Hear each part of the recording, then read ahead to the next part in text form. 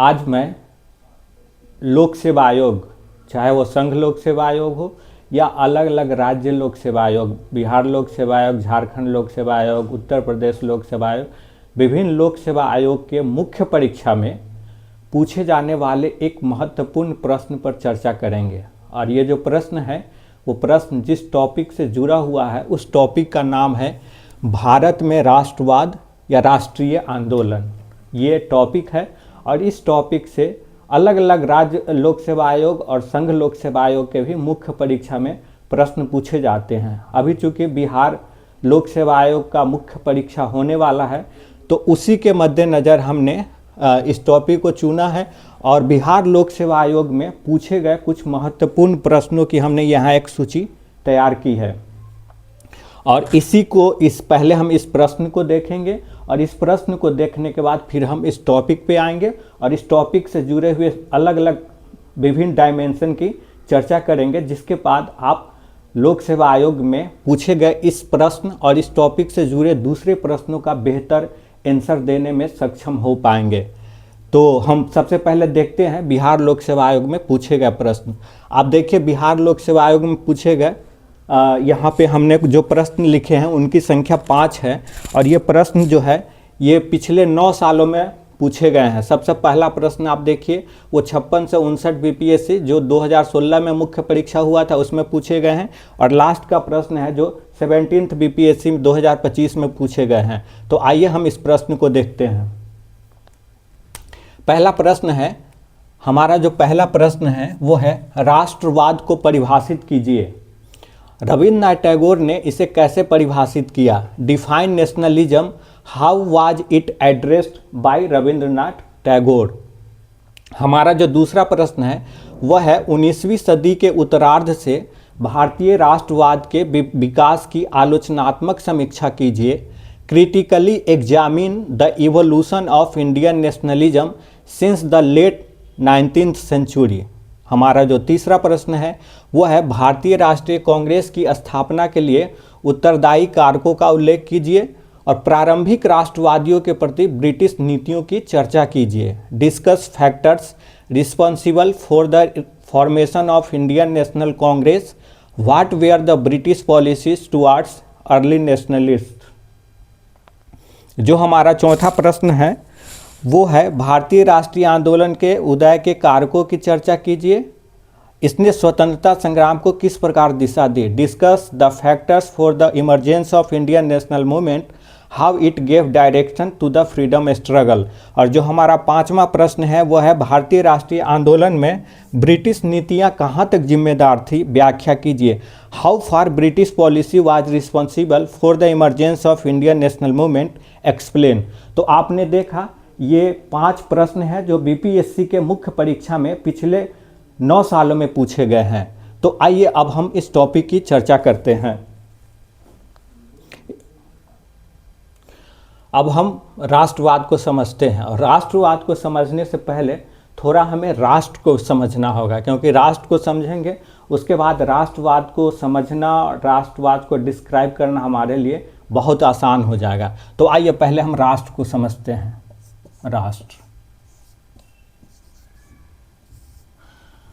राष्ट्र क्या है, देखते हैं कि राष्ट्र क्या है। देखिए अगर आप राष्ट्र शब्द की बात करेंगे तो राष्ट्र शब्द तो प्राचीन वेद में भी मिल जाता है, लेकिन यहाँ हम जिस राष्ट्र की बात कर रहे हैं और जो आज के संदर्भ में हम जिस राष्ट्र को वैश्विक स्तर पे देख रहे हैं, समझ रहे हैं, वो वेद में जिन राष्ट्र का चर्चा है वो ये राष्ट्र नहीं है। और कैसे नहीं है ये आप जैसे जैसे इस राष्ट्र और राष्ट्रवाद को समझेंगे वैसे आपके दिमाग में क्लियर हो जाएगा कि जो प्राचीन राष्ट्र शब्द है और आज जो राष्ट्र बना हुआ है, जो राष्ट्र की अवधारणा आज है, जिस राष्ट्रवाद को आज हम समझते हैं, वो दोनों में काफ़ी अंतर है। तो राष्ट्र क्या है? राष्ट्र हम लिखते हैं और आपको समझ में आएगा, फिर हम डिफाइन करते जाएंगे। राष्ट्र लोगों का एक निश्चित भूभाग पर, राष्ट्र एक निश्चित भूभाग, एक निश्चित भूभाग, ध्यान आप देंगे, भूभाग पर रहने वाले एक निश्चित भूभाग पर रहने वाले लोगों का समूह, लोगों का समूह जिनके बीच भावनात्मक जुड़ाव या लगाव का भाव हो, जिनके बीच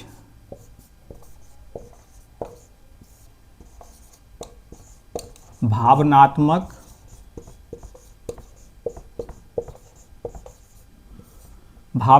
जुड़ाव या लगाव का भाव हो,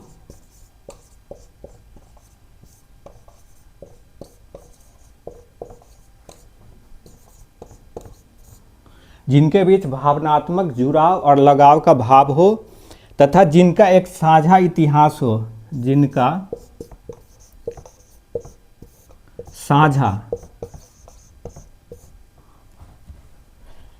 साझा इतिहास हो, जिनकी अपनी संप्रभुता हो, जिनकी अपनी संप्रभुता हो तथा जो एक राजनीतिक इकाई के रूप में कार्य करता हो, तथा जो एक राजनीतिक इकाई के रूप में काम करता हो।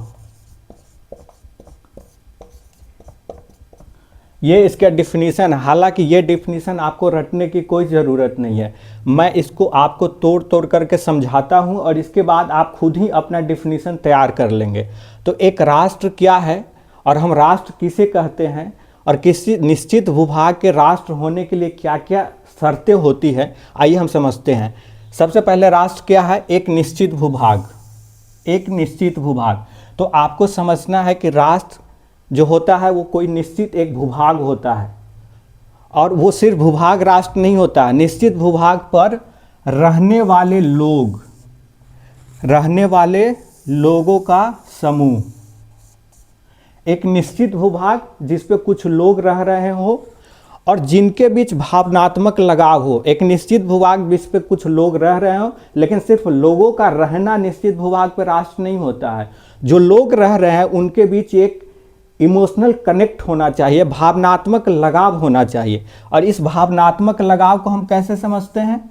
भावनात्मक जुड़ाव को जैसे आप ये समझिए कि हम भारत के एक राष्ट्र है आज के संदर्भ में, या अमेरिका एक राष्ट्र है, आज हम भारत में हैं और भारत के भीतर डाइवर्सिटी है, अलग अलग जाति है, धर्म है, भाषा है, क्षेत्र है। जब हम भारत के भीतर रहते हैं तो इस डाइवर्सिटी के साथ जीते हैं। कोई अलग अलग राज्य है, उनके लोग हैं, वो अपनी अपनी चीज़ों को लेकर के मांग करते हैं। कई बार हम आपसी राज्यों के बीच भी क्लैश होता है, टकराव की स्थिति देखने को मिलती है। लेकिन जैसे ही हमें खबर मिलती है कि अमेरिका में किसी भारतीय के साथ कोई दुर्व्यवहार हुआ है तो सामूहिक तौर पर हम सभी भारत के लोगों के भीतर, चाहे हमारी जाति कुछ भी हो, हमारा धर्म कुछ भी हो, हमारा भाषा कुछ भी हो, हम किसी भी राज्य के हो, हम सभी के बीच सामूहिक रूप से एक आक्रोश उत्पन्न होता है। तो ये है भावनात्मक लगाव, लोगों के बीच का एक भावनात्मक जुड़ाव जिसका साझा इतिहास हो।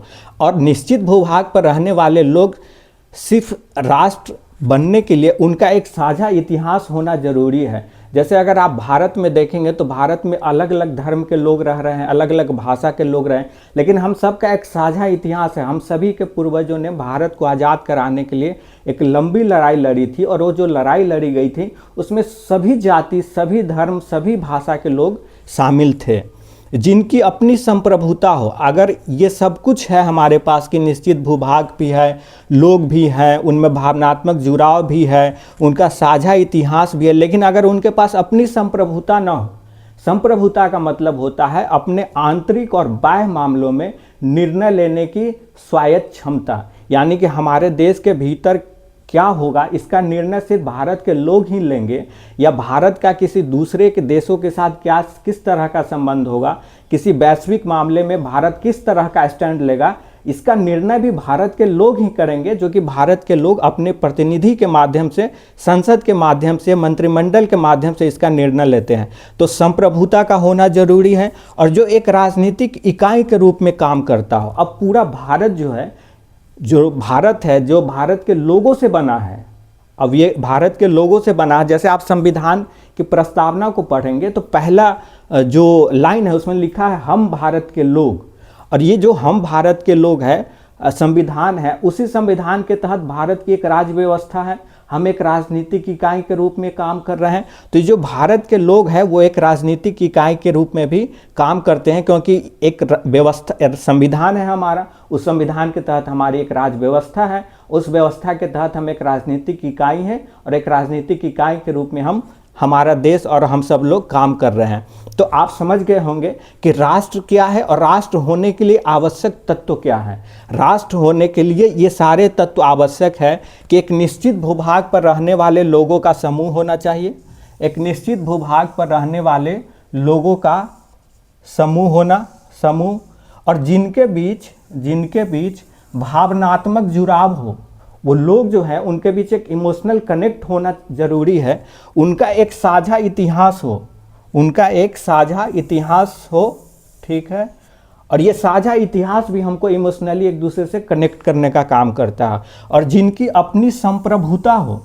बिना संप्रभुता के हम राष्ट्र नहीं हो सकते हैं। हम अंग्रेजों के काल में राष्ट्र के रूप में डेवलप हुए, क्योंकि अंग्रेज जो थे, संप्रभुता हमारी जब अंग्रेजी शासन था तो अंग्रेजों के पास थी, लेकिन आज हमारी अपनी संप्रभुता है, इसलिए आज हम राष्ट्र हैं, और जो एक राजनीतिक इकाई के रूप में काम कर रहा हो।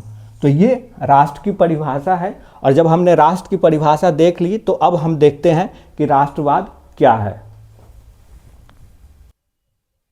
राष्ट्रवाद को समझने से पहले हम एक शब्द को समझते हैं, वो है निष्ठा या लगाव।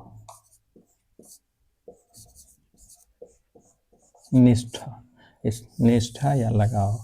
अब हम इस शब्द से तब राष्ट्रवाद को समझते हैं। तो राष्ट्र क्या है? राष्ट्र बन गया राष्ट्र के प्रति जो निष्ठा या लगाव है, इस निष्ठा या लगाव जिसकी वजह से हम राष्ट्र की समृद्धि, एकता, अखंडता,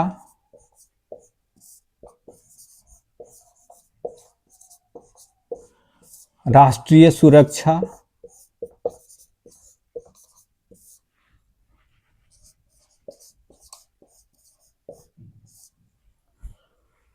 आदि के भाव से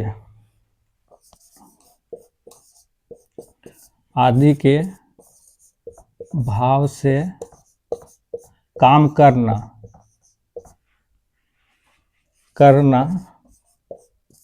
तथा राष्ट्रहित में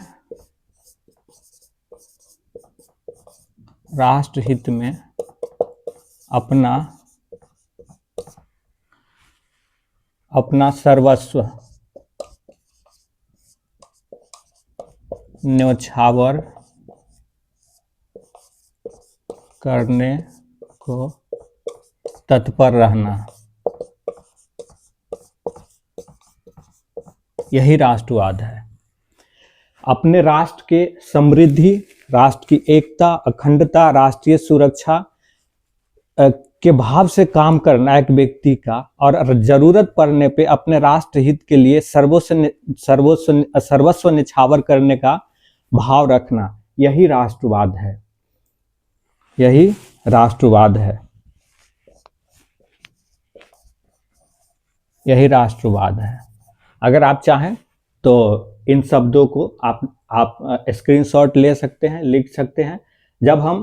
जब कोई व्यक्ति राष्ट्र की समृद्धि, एकता, अखंडता, राष्ट्रीय सुरक्षा आदि भाव से काम करता है तथा राष्ट्र हित में अपना सर्वस्व निछावर करने को तैयार रहता है, तो उसके भीतर के इसी भाव को हम राष्ट्रवाद कहते हैं। आप चाहें तो इसका स्क्रीनशॉट ले सकते हैं। आइए आगे देखते हैं।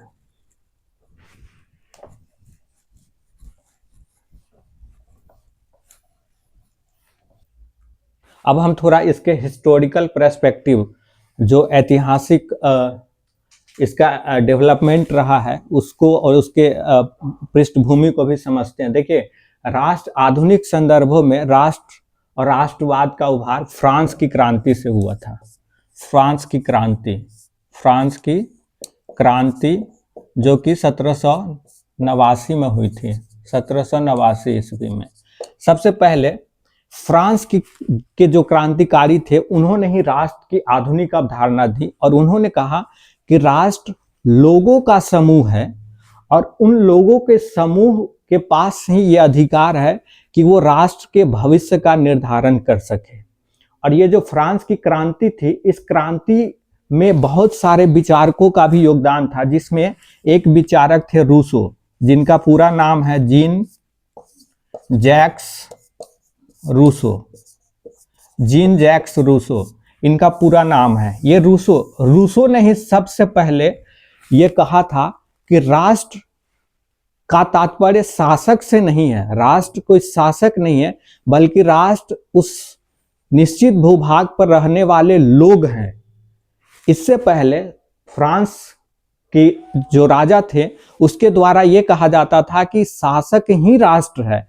आपने नाम सुना होगा फ्रांस के शासक लुई 14वां का, और लुई 14वां कहा करता था आई एम द स्टेट, मैं ही राज्य हूं और मेरी इच्छा ही कानून है। तब रूसो ने कहा कि नहीं, शासक राष्ट्र नहीं हो सकता, राष्ट्र से तात्पर्य उस निश्चित भूभाग पर रहने वाले लोगों से है।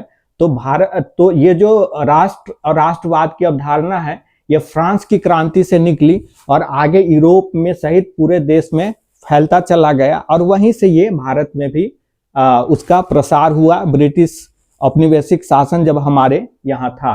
अब जो हमारा अगला डायमेंशन बन रहा है वो है राष्ट्रवाद के उदय। हमारा अगला डायमेंशन बन रहा है राष्ट्रवाद का उदय।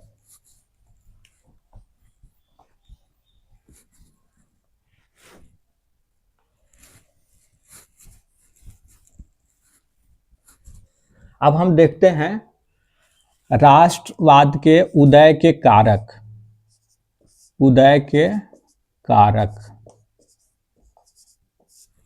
अब हम देखते हैं राष्ट्रवाद के उदय के कारक को। आखिर भारत में जो राष्ट्रवाद का उदय हुआ, और भारत में जो राष्ट्रवाद है, इस भारत में राष्ट्रवाद का उदय 19वीं सदी के उत्तरार्ध में हुआ। और हालांकि भारत में राष्ट्रवाद का एक प्रारंभिक बीज जो है वो 1857 के क्रांति में भी देखने को मिलती है, लेकिन राष्ट्रवाद का बड़े पैमाने पर विकास आगे चल करके हुआ और उस राष्ट्रवाद के विकास का परिणाम ही था कि 1885 ईस्वी में राष्ट्रवाद के विकास का परिणाम ही था कि 1885 में भारतीय राष्ट्रीय कांग्रेस की स्थापना हुई थी। भारतीय राष्ट्रीय कांग्रेस की स्थापना हुई थी। भारतीय राष्ट्रीय कांग्रेस की स्थापना हुई थी। तो आइए हम देखते हैं भारत में राष्ट्रवाद के उदय के प्रमुख कारक कौन कौन हैं। इसको हम अब देखते हैं, राष्ट्रवाद के उदय के प्रमुख कारक को देखते हैं और फिर हम सबकी एक एक करके चर्चा करेंगे। तो आर्थिक कारक,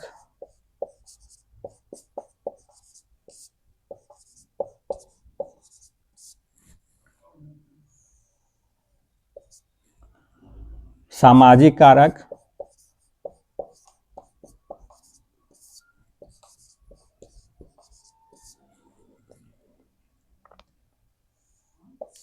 राजनीतिक कारक,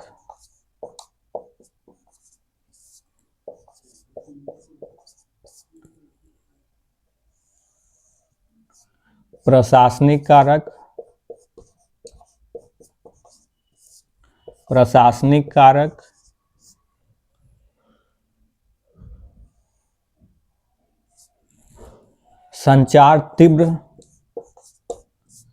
संचार साधनों का विकास,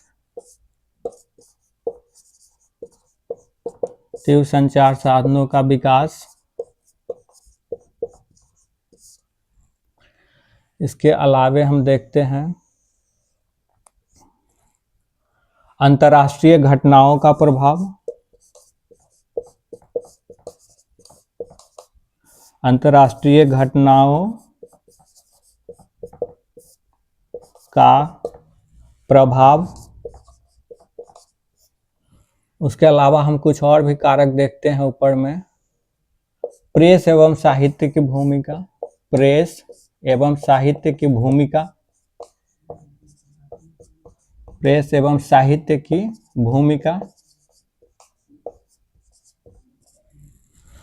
इसके अलावे है लॉर्ड लीटन की प्रतिक्रियावादी नीति, लीटन की प्रतिक्रियावादी,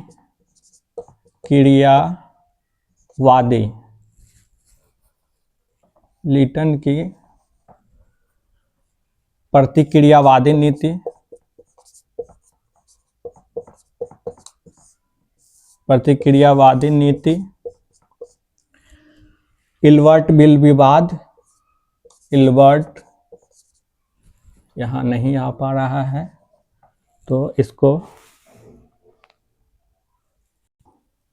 अब यहाँ पे आ नहीं रहा है तो हम यहाँ पे यहाँ लिखते हैं। आपका जो एक है आर्थिक कारण, दो सामाजिक कारण, तीन राजनीतिक कारण, चार प्रशासनिक कारण, पांच है तीव्र संचार साधनों का विकास, छठा है अंतर्राष्ट्रीय घटनाओं का प्रभाव, सातवां है प्रेस एवं साहित्य की भूमिका, और हम आठवां यहाँ लिखते हैं समाज एवं धर्म सुधार आंदोलन, सुधार आंदोलन का प्रभाव। समाज एवं धर्म सुधार आंदोलन का प्रभाव हमारा नौवां कारक हो जाता है लॉर्ड लीटन की प्रतिक्रियावादी नीति। और हमारा दसवां जो कारक है, दसवां कारक है वो आपका दसवां कारक होता है इल्बर्ट बिल विवाद, इल्बर्ट बिल विवाद, इल्बर्ट बिल विवाद।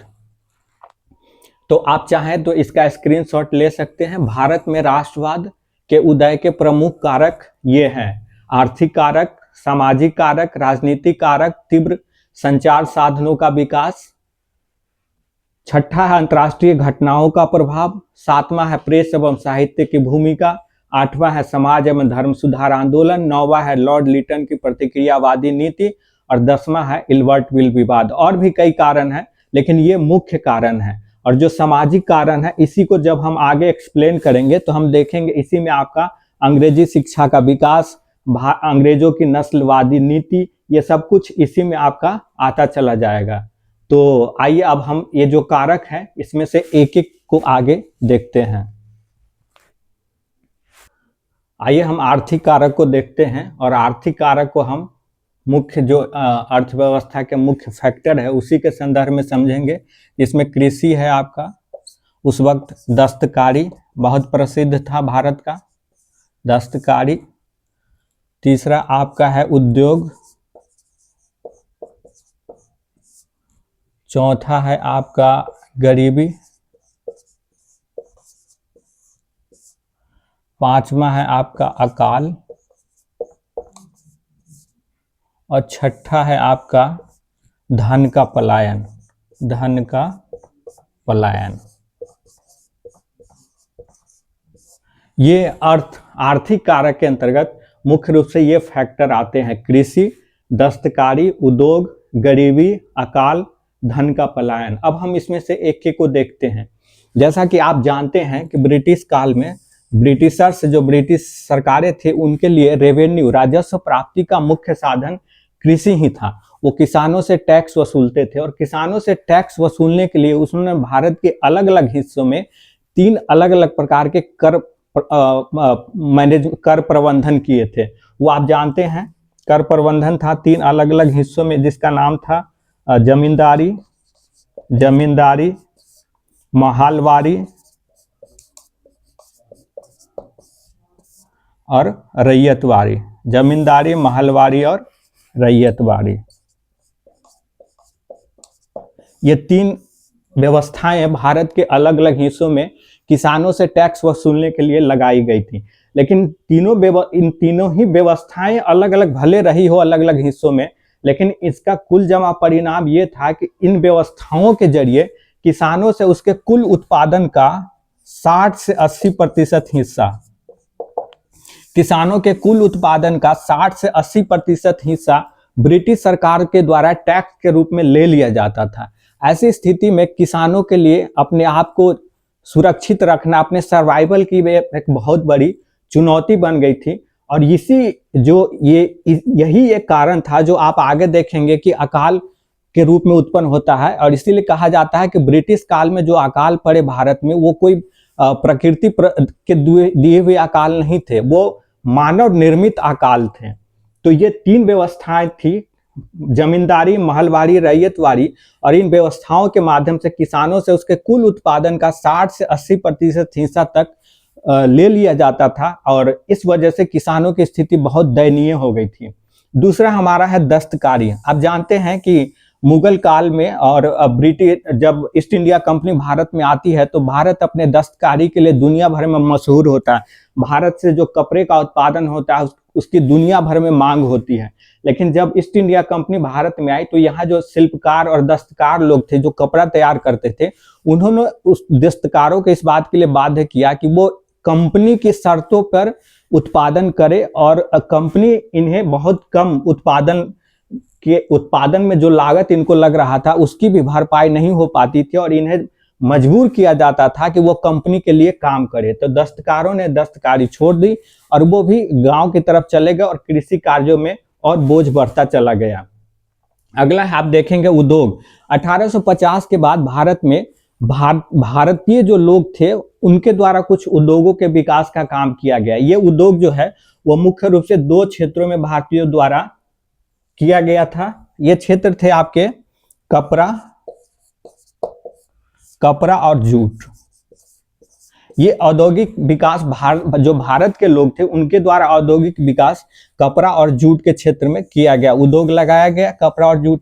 लेकिन उनके सामने, भारत के जो उद्योगपति थे उनके सामने समस्या ये थी कि भारत पर ब्रिटिश शासन था, और ब्रिटिश शासन जो भी नीतियां बनाती थी वो ब्रिटेन के उद्योगपतियों के हित को ध्यान में रख करके बनाती थी। नतीजा क्या हुआ कि भारत में ब्रिटेन से आयातित होने वाले कपड़ा और जूट और जो भी विदेशी माल थे जो ब्रिटेन से आते थे, उस पे आयात शुल्क लगभग 0 कर दिया गया। मतलब आयात शुल्क लगभग हटा दिया गया। इससे क्या होता था कि ब्रिटिश उत्पादों से भारतीय बाजार भर जाते थे, और इन उद्योगपतियों को कोई संरक्षण नहीं मिलता था, इनको कड़ी प्रतिस्पर्धा का मुकाबला करना पड़ रहा था। जबकि जाहिर सी बात है कि अगर तो भारत में जो उद्योगपति थे उनको संरक्षण की आवश्यकता थी, और अगर ब्रिटिश सरकार की जगह भारत में भारतीयों की अपनी सरकार होती तो जाहिर है भारत की सरकार विदेशी उद्योगों से भारतीय उद्योगों के संरक्षण के लिए कोशिश करती, वो आयात शुल्क लगाती और तमाम अन्य तरह की सुविधाओं के माध्यम से भारतीय उद्योगों के विकास को बढ़ावा देती। लेकिन ऐसा हो नहीं सका, तो इससे भारत के जो उद्योगपति वर्ग थे उनमें भी असंतोष उत्पन्न हुआ। आगे है गरीबी। ब्रिटिश आर्थिक नीतियों के कारण जो स्थिति आपने देखा किसानों की बना दी गई, दस्तकारों की बना दी गई, उसका परिणाम हुआ कि भारत में गरीबी बढ़ती चली गई, और इस गरीबी ने भी भारत के लोगों में ब्रिटिश सरकार के प्रति एक गुस्से को जन्म दिया। अगला हमारा कारण बनता है अकाल। अब आप इस अकाल को समझिए कि जो इतिहासकार बताते हैं और जो इतिहास में जो जानकारी है वो ये बताती है कि ब्रिटिश शासन काल में बड़े बड़े अकाल पड़े, और इस अकाल का कारण ये नहीं था जैसा कि हमने आपको पहले बताया कि कोई प्रकृति प्रदत्त अकाल ये था। ये अकाल था ब्रिटिश आर्थिक नीतियों की वजह से, क्योंकि भारत में ब्रिटिश सरकार ने कॉमर्शियलाइजेशन, एग्रीकल्चर के वाणिज्यीकरण को बढ़ावा दिया। यानी कि कृषि में ऐसे नकदी फसलों के जैसे कपास, तंबाकू, गन्ना, उसके बाद आपको कॉफी, चाय, इस तरह के चीजों के उत्पादन पर जोर दिया और लोगों को बाध्य किया कि किसानों को कि वो इन चीजों का उत्पादन करें। इसका परिणाम ये हुआ कि आवश्यक जो खाद्यान्न थी उसकी कमी हुई और बड़े बड़े अकाल पड़े। जो अगला आपका कारण बनता है वो धन का पलायन। आप जानते हैं कि दादा भाई नौरोजी ने 1901 ईस्वी में दादा भाई नौरोजी ने 1901 ईस्वी में एक पुस्तक लिखी थी, ठीक है। और उस पुस्तक के माध्यम से उन्होंने ये बताया था कि भारत से कैसे धन का पलायन हो रहा है।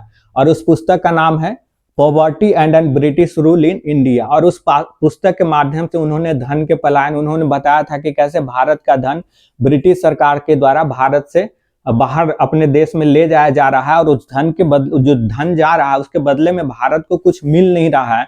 और इन्होंने, दादा भाई नौरोजी ने कहा कि भारत में जो अकाल है, जो गरीबी है, उसका कारण यही धन का पलायन है और औद्योगिक उद्योगों को, भारतीय उद्योगों के विकास को बढ़ावा न देना है। यही सारे कारण थे, आर्थिक कारण थे। तो जब आप आर्थिक कारण लिखेंगे तो ये सारे, इन सारे डायमेंशन को आप चर्चा करेंगे। कृषि की क्या स्थिति थी, दस्तकारी की क्या स्थिति थी, उद्योग की क्या स्थिति थी, गरीबी, अकाल, धन का पलायन, इन सभी चीजों की चर्चा करेंगे। आइए हम आगे सामाजिक कारक पे ध्यान देते हैं। ये अगला है सामाजिक कारक, और आइए हम सामाजिक कारक को देखते हैं। सामाजिक कारक में जो कारक बनता है वो सबसे पहला कारण है अंग्रेजी शिक्षा का विकास। भारत में अंग्रेजी शिक्षा का विकास। आप जानते हैं कि ब्रिटिश सरकार द्वारा भारत में इंग्लिश एजुकेशन और वेस्टर्न एजुकेशन को इंट्रोड्यूस किया गया था। दूसरा है आपका समाज एवं धर्म सुधार आंदोलन। और आपका तीसरा कारण है नस्लवादी भेदभाव। नस्लवादी भेदभाव। सामाजिक कारक को लिखते समय ये तीन बातें आप जरूर लिखेंगे। अंग्रेजी शिक्षा का विकास, आप जानते हैं कि भारत में 1835 के बाद अंग्रेजी शिक्षा का विकास हुआ। हालांकि भारत में ब्रिटिश सरकार के द्वारा जो अंग्रेजी शिक्षा इंट्रोड्यूस किया गया, लाया गया, उसका उद्देश्य ये कतई नहीं था कि वो भारतीयों का विकास करना चाहते थे, बल्कि उनका उद्देश्य ये था कि भारत में सस्ते क्लर्क तैयार किया जाए। उनको अंग्रेजी जानने वाले कुछ ऐसे लोगों की जरूरत थी जो कि ब्रिटिश कंपनी के लिए एक क्लर्क के रूप में, सस्ते क्लर्क के रूप में कार्य करे। उन्हें सस्ता क्लर्क चाहिए था, क्योंकि ब्रिटेन से जो लोग आते थे उन्हें यहाँ क्लर्क का काम करने के लिए उनको काफी अधिक पेमेंट भुगतान करना पड़ता था, तो वो सस्ता क्लर्क चाहते थे। जो दूसरा कारण था अंग्रेजी शिक्षा लाने का, वो ये था कि वो चाहते थे कि कुछ भारतीयों को मॉडर्नाइज, आधुनिकीकृत किया जाए, ताकि जो ब्रिटिश उत्पाद है उसकी मांग भारत में बढ़े।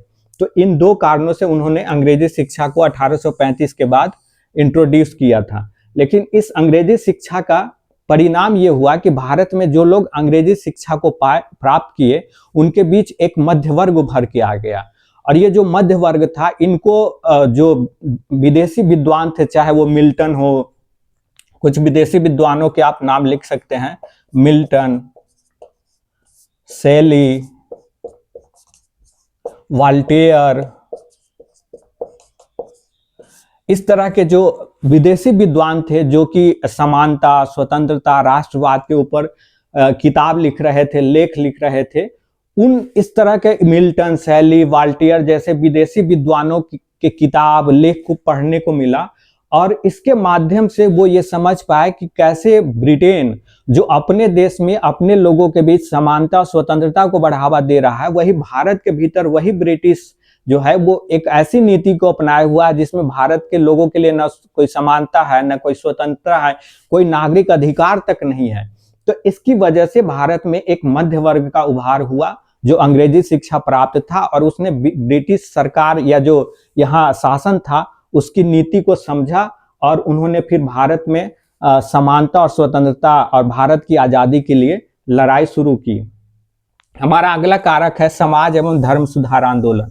आप जानते हैं कि 19वीं सदी में के प्रारंभ से ही भारत में समाज एवं धर्म सुधार आंदोलन शुरू हो गया, जिसमें राजा राम मोहन राय, ईश्वर चंद्र विद्यासागर, हेनरी बेबियन डेरेजियो और इस तरह दयानंद सरस्वती, इस तरह स्वामी विवेकानंद, इस तरह के तमाम लोग थे जिन्होंने सामाजिक और धार्मिक जीवन में जो कुरीतियां थी उसको दूर करने का प्रयास किया। ये लोग भी अंग्रेजी शिक्षा प्राप्त थे। राजा राम मोहन राय ये भी अंग्रेजी शिक्षा प्राप्त थे, और इन लोगों ने भी ये क्या किया कि समाज में जो कुरीतियां थी उसको दूर करने का प्रयास किया। इन लोगों ने भारत के भीतर जो छुआछूत छुआछूत, जाति भेद, इस तरह की जो बातें थी उसका विरोध किया। इसके अलावा उन्होंने धर्म में व्यक्ति की स्वतंत्रता को प्रमुखता दी और इस समाज में जो छुआछूत, जाति भेद था, इसके खिलाफ जो उन्होंने लड़ाई लड़ी, इसका परिणाम ये हुआ कि भारत के लोगों में एकता की भावना आई। इसके अलावा इन्होंने समाज एवं धर्म सुधार आंदोलन के लोगों ने भारत के बहुत सारे अतीत की उपलब्धियों को भी जनता के सामने रखा। हमारा जो तीसरा फैक्टर बन रहा है वह है नस्लवादी भेदभाव। ब्रिटिश लोगों के द्वारा भारत के आम लोगों के साथ नस्ल आधारित भेदभाव होता था। उसमें वो भारत के लोगों को काला मानते थे और तमाम ऐसे यूरोपीय लोगों के लिए जो क्लब थे भारत में, उसमें भारत के लोगों का प्रवेश प्रतिबंधित हुआ था। आप जानते हैं कि एक बहुत ही मशहूर सेंटेंस है जो अमूमन कहा जाता है कि Indian dogs are not allowed. इस तरह की चीजें ब्रिटिश शासनकाल में कई जगहों पे लिखे हुए होते थे। इसके अलावा नस्लवादी भेदभाव ये भी था कि जो ब्रिटिश सरकार थी वो सिविल सेवा और दूसरे प्रशासनिक सेवाओं में भारतीयों को आगे नहीं बढ़ने देना चाहते थे। इसके अलावा जो रेलवे के जो प्रथम श्रेणी के डिब्बे थे जिनमें मुख्य रूप से ब्रिटिश लोग या यूरोपीय लोग यात्रा करते थे, वो डिब्बों में भी भारत के लोगों का प्रवेश प्रतिबंधित हुआ था। तो इस तरह के कई सामाजिक कारक थे जिसने भारत में राष्ट्रवाद और राष्ट्रीयता के भाव को जगाया। आइए आगे हम देखते हैं अगला हमारा कारक, राजनीतिक कारक।